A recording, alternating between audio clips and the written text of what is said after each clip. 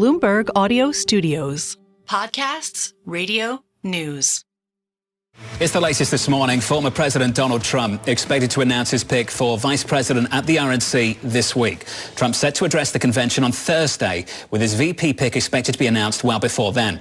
Joining us now after the tragic events of the weekend, I'm pleased to say, is Ambassador John Bolton, a former National Security Advisor and former ambassador to the United Nations. Ambassador John Bolton, thank you, sir, for being with us once again. It's good to catch up with you. So I want to lean on your experience. You've been to events with the former President Donald Trump. You've seen the degree of security that's provided. How surprised were you that something like this could happen Saturday evening?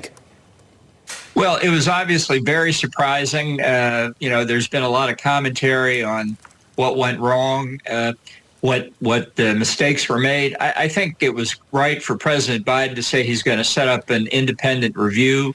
None of us are experts just because we watch it on television. I've been a protectee. I still am for various reasons. But that doesn't make me an expert on peripheral control and things like that. So I think we're fortunate that Trump was only wounded. It's a tragedy that one of the spectators was killed. But we need to do the review of this in a calm way. I think do it quickly as well, because there are already conspiracy theories about what happened on Saturday that I think are Looney Tunes, but I don't think they're going to go away until we have an independent, objective review. Ambassador, we're going to be starting the RNC. It's kicking off right after this assassination attempt. What kind of message do you think the former president is going to bring to the RNC? Because already in an interview with the Washington Examiner, he says he's rewriting his entire speech.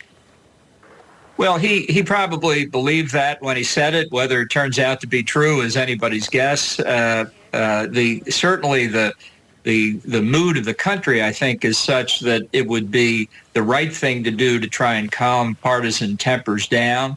And that's what he may well do. It would also be to his electoral advantage. I think he's the image of defiance that he gave when he was shot, and what he said since then puts him in a very good position just to be coldly analytical about it.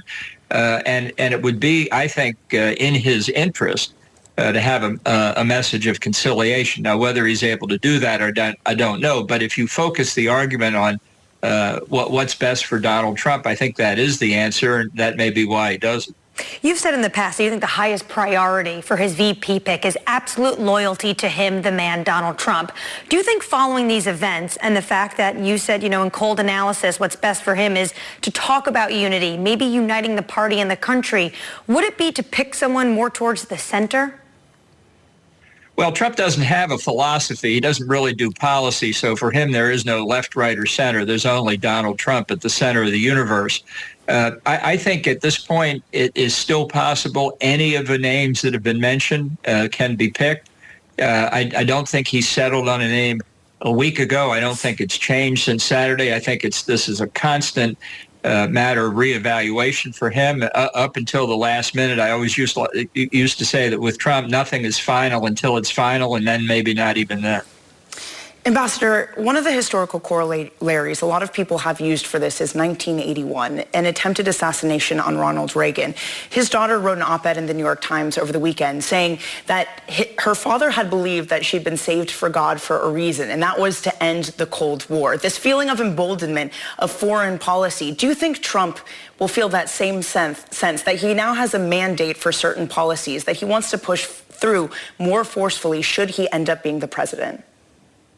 Well, I don't think we can say for sure. I mean, it's obviously a shocking event to be at a political rally, to be shot at, to be wounded, to be in danger for some period of time. That has to have an effect on anybody. But Trump has a remarkable gyroscope that although he has a short attention span for many things, he has a fixed attention span on himself. And I think that using this attempt on his life as a way of proving his martyrdom and the victim narrative that he has so successfully used politically I think he will use. Now, whether that translates into specific action if he's elected, I think is harder to say, but will he use it politically to maximize his options once elected? Absolutely. That of political martyrdom, Ambassador Bolton, you're describing something that seems like it could fan the flames of division within this country. How concerned are you about that this is a start of an era that's been bubbling back in the surface for so long that it brings it to a boiling point? No, look, we've had boiling points in this country. One was called the Civil War. We're nowhere close to that, rhetoric to the contrary notwithstanding. I think Trump could cause a lot of damage if he's reelected. I've been saying that for several years now. I do not think he is an existential threat to our democracy, and I think it's, in fact, harmful to say that. That's the kind of rhetoric I think we could do without.